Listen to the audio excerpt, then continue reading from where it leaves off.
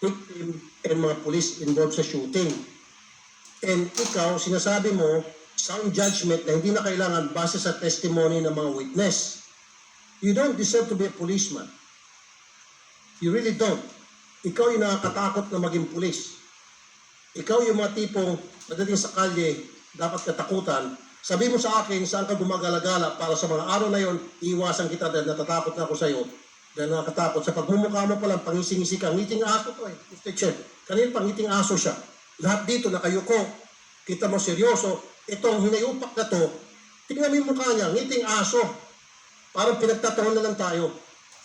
Look at the face of this stupid policeman. Pasintabi sa mga policeman na nandito, I respect you all, especially Lieutenant General Colonel Rodel Saramonia, and I respect this gentleman who's been a friend of mine for so many years. But this guy, I don't have a tiny respect.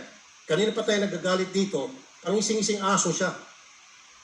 And he's stating na sound judgment daw yun, base sa mga witnesses na nagsasabing, nagpaputok yung mga pulis kaya hindi na iparapintes.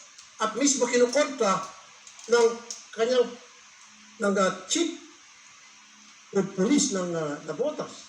And mismo sinasabi nitong si Captain Terate Pase ng SOCO protocol. So sino tama sa inyo? Ikaw o si Captain Tipase? O si Colonel Umipik? Silang dalawa versus you. Sino tama sa inyo tatlo? Yung dalawa versus ikaw. Sino sa tingin mo? Huwag kang ising-ising. Captain, sir, sino po? Sir, ang alam mo po, sir, tama po ang ginagawa po namin, sir. Tama ang ginagawa nyo. So, ibig sabihin, mali itong dalawa. Ikaw ang tama. Is that what you're saying? So, mali yung nakalagay sa protocol sa libro ninyo. Mali at ikaw ay tama. Baguhin na lang natin yung nakalagay sa PNP manual ninyo dahil sundin na lang natin yung sinasabi mo dahil mas marunong ka.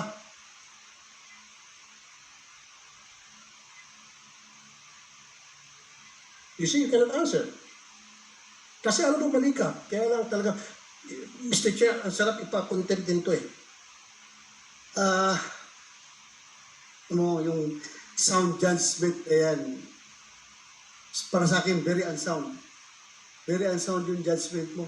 He's making stupid out of all of us here. Gusto nyo gawin tayong mga tanga rito. Naging kapitan ka lang, akala mo, alam mo na lahat, katalunin mo na, pati si General Sermonia. Kapitan ka pa lang. E paano na kung ikaw yung naging colonel, kung ikaw naging chief PNP, baka patay na lahat ng Pilipino. Pagbabarilin mo na lang lahat. Hindi ka nahiya kay General Sermonia, hindi ka nahiya kay General Gapas, kay General Gurat. Magsasalita ka ng ganon, na these three gentlemen, alam nila na nasa protocol yun, na iparapintes, both sides, victim and mga police involved. And then kukontrahin mo ano yung pinaniwalaan nila. And who are you? You're just a captain kumpara din sa mga general. Now, make them stupid as well. Sabihin mo sa kanila, in their face, tell them again. Tingnan natin kung kaya mo sabihin yan. Mr. Chair. Yes, go ahead. Actually, Mr. Chair, totoo parang ngayon ko lang po nasaksihan na kailangan tanungin ng komite ang isang police captain, pasinungalingan ang mga police general. At kanina narinig po natin, may direct order yung dating Navotas City Police Colonel na hindi sinunod dahil sound judgment daw. Yan nga, Senator Risa. Breakdown ba sa chain of command ito? Yeah, Senator Risa, i-establish natin ngayon. Sinabi mo na may order ka na ipaparapintes. Tapos, sabi niya kanina, wala daw order. Sino yung sabi na totoo? Your Honor, Mr. Chair, marami kong nakadinig na staff officer nung inutusan ko sila, Your Honor. So, narinig mo utos si Hippie na ipaparapintes. There was no order, Your Honor. Ha? There was no such order, Your Honor. Di ba masusas order? Sigurado ka? Yes, Your Honor. Okay. Pwede ba mabakapan who are those witnesses para isa-contempt ko nito ngayon mismo? Sige. Si Police Major Edwin Pretes, ang aking ako po, Your Honor. Saan na niya? Nasaan? Si Sige, all we need is 1 or 2. Nasa nabugtas pa, Your Honor. Papuntahin dito. Papuntahin Tapos, dito. yung Chief Operations Officer ko, Your Honor, si Captain Mundihar, Your Honor. Papuntahin dito. So both of them will corroborate doon sa sinasabi mo na inutusan mo. Yes, Your Honor. Okay, Mr. Chair, kapag yung dalawa na corroborate yung statement niya, I want to file a contempt case against this guy. Yes. Kahit him in contempt para makulong. Nasaan yung dalawa? Tanga kanina pa. Nasaan yung dalawa? Aside from yung dalawa, sino ba ang nandito na nakakarinig?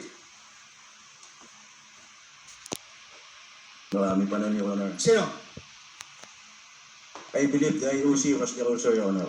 IOD. IOD. Sino IOD? IOC. Narinig mo yung instruction niya na ipaparapentes? Hindi po, Your Honor. Hindi mo Dahil ako po ay nagre-rely din po kay ang aking superior kay Police Captain na Arabeo po. Pero, so hindi niya narinig. Ha? Yun ang claim niya, Your Honor. Claim niya.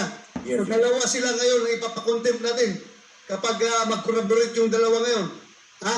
Nandun siya nung sinabihan mo ng instruction? Kasama ito si Galvez?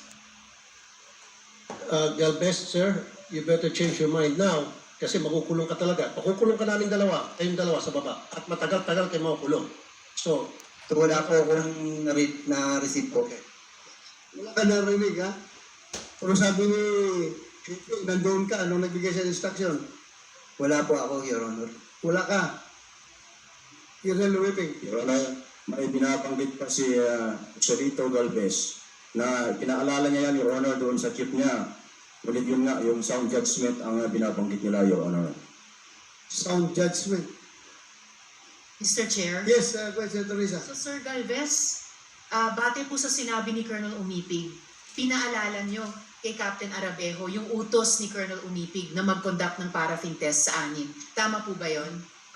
Ako po din po, during the investigation, sinuggest ko po kay, sa aking superior, si Police Captain Arabeo na subject po ang 6 police officers na suspect. So pareho po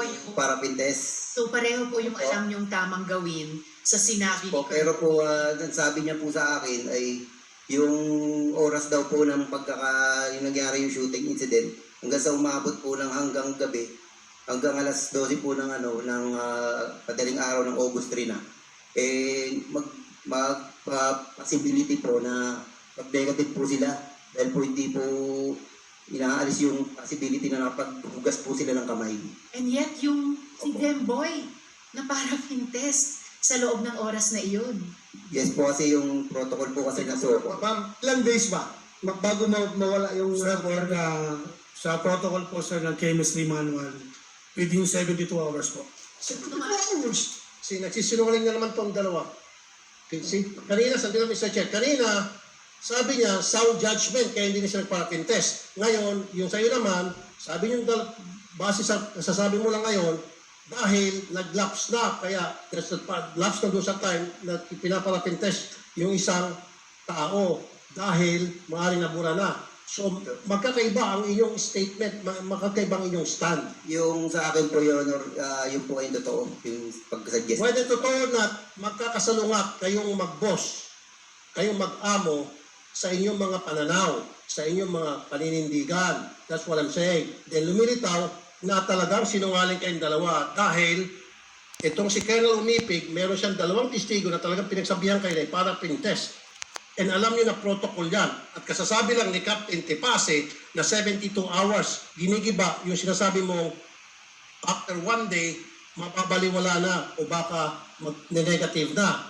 Sabi ni Captain Tepase, dapat up to 72 hours, pwede pa.